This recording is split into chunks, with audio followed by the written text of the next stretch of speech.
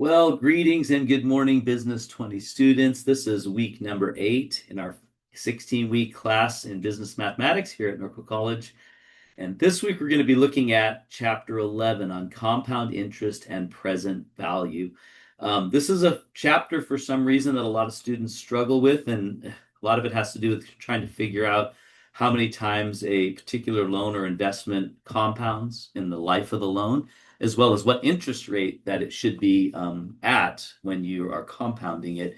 And so I give you some clear instruction on that in the video that I did on this. So please make sure you watch that. But compound interest is very similar to simple interest, but simple interest is basically putting money in and say $1,000, and then every year you're earning interest on that $1,000, and so your interest is going to grow. However, it's only based off the $1,000 that you put in every year. So if you make $100 in interest in year one, you're going to make $100 of interest in year two and $100 of interest in year three, etc. Compound interest is where you're making interest on your interest as well as on your principal. So if you put $1,000 in year one and you get 11, you make $100 of interest. Year two, your year two interest is based not on 1,000 but on 1,100 because that's what you had in there for year two. And so every time you add to your principal the interest that you've earned, you're earning more interest on that investment. And that's what we call compound interest. And over a long period of time, it can make a huge difference. It could double or triple your money just by compounding versus a simple interest investment. So that's why people love it. That's why credit card companies love it, because they're compounding your interest. And that's what they love. So we'll be learning about that. Present value is very similar to, well, it's actually, you're looking, you know what you have today, but you don't, or yeah, you don't know, excuse me, you know what you need tomorrow, but you don't know what you need today. That's present value. So if I need $5,000 in 3 years, what do I need to invest today? I don't know. That's present value. What is the present value of $5,000 in 3 years? And so we're looking at it from the other end. Compound interest is where you're saying, I have this amount of money now. What will it be worth in 10 years at this rate? And using compound interest. So I'm figuring out how much interest I'm going to make based off of that investment. So that's future value. I don't know the future value. That's compound interest. Or I don't know the present value of what I need in the future. I know what I need in the future, but I don't know what I need today to get that. And that's present value. So it depends on how the question is worded as to whether or not you use the compound interest table or formula, or whether you use the present value table or formula. And I'll explain that a lot more in the video. But just so you know, compound interest is powerful.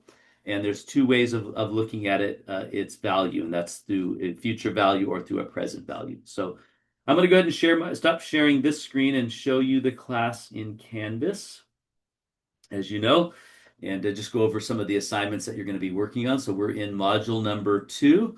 By the way, module number 2 ends this Sunday night, and then we start module number 3, which means you have your next exam. So I'm going to scroll down here to week 8.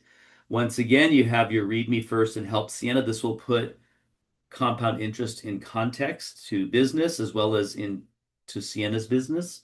So make sure you read those and mark them as done. I have a study page on chapter 11 with lots of videos, as well as videos of me explaining this in detail, how to work out the problem. So watch the video, work through some of the sections. If you need to view the YouTube videos, do that. Make sure you print out the formula sheet before you start your coursework. It's going to help you to solve the problems. All the formulas are there, as well as the tables, as well as the formula for present value and future value. And by the way, I really highly encourage you just use the tables, because you still have to figure out, again, how many periods that your is in your loan that you're going to compound interest, and then what the interest rate is going to be each time you do. And you still have to figure that out no matter whether you use the tables or the formula. So I say use the tables. It makes it much easier. But then once you've got that printed out and you're ready to go, there's a check-in assignment.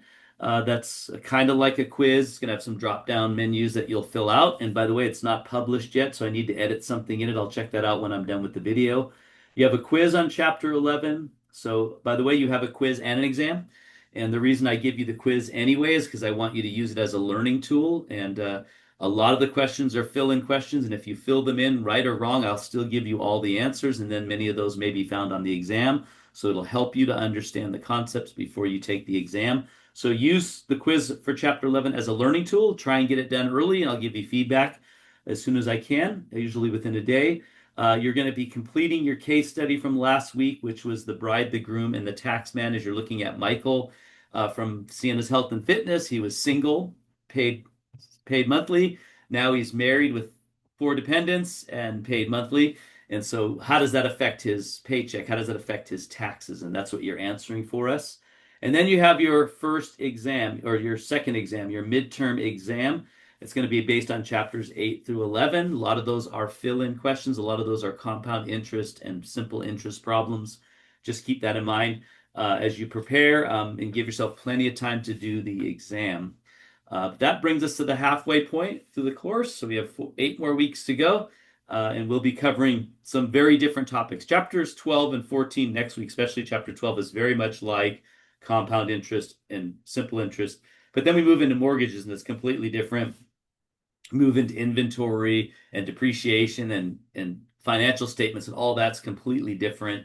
You won't be utilizing the same tables or any of that kind of stuff. So or figuring out how many times it's going to compound. So you'll enjoy that. If you don't know what I mean yet, you'll learn it this week. So anyway, have a great week. If you need anything from me, please don't hesitate to reach out.